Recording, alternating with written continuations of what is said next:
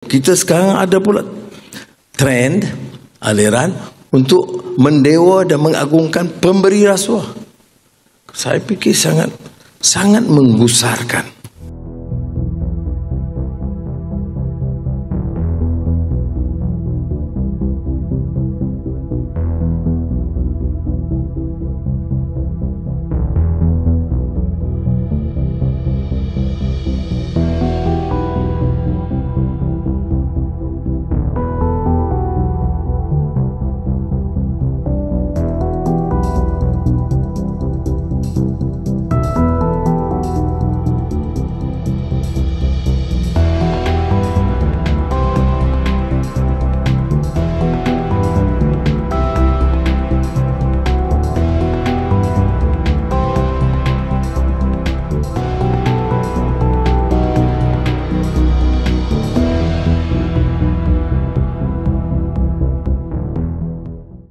Apabila rakyat bangkitkan perkara ini, jangan pula pusing 180 darjah dari utara ke selatan, dari timur ke barat, dari selatan ke utara, dari barat ke timur untuk mendalih isu Anwar Ibrahim.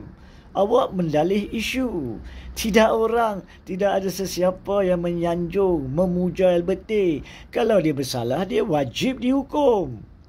Tetapi pihak yang terlibat sama dalam permainan politik jahat ataupun merencanakan sesuatu isu untuk memegang pucuk pimpinan negeri Sabah atau menjatuhkan kerajaan negeri Sabah secara salah pada ketika itu pun perlu diambil tindakan.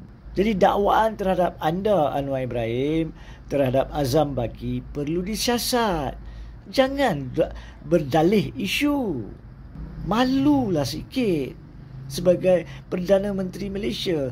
Takkanlah awak nak anggap rakyat bodoh sangat, tak faham isu-isu yang berbangkit daripada LBT.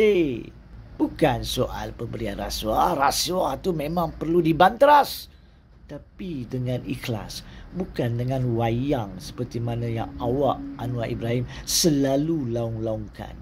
Jadi tidak ada hak untuk Anwar Ibrahim mengatakan dengan jahat dan palsu bahawa rakyat, segolongan rakyat, kononnya memuja dan menyanjung pemberi rasuah. Jangan nak kona, nak spin lagi.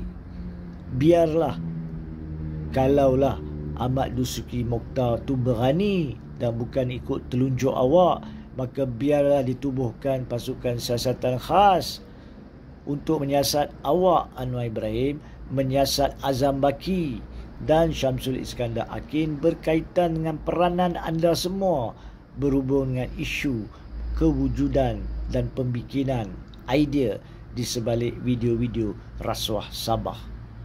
Itu isu dia. Dan kalau awak tak bersalah, maka awak sepatutnya menasihati Peguam Negara untuk lakukan apa yang perlu dilakukan. Seperti mana Gani Patael buat 10 tahun yang lalu. Pasukan siasatan khas untuk 1MDB. Itu yang betul.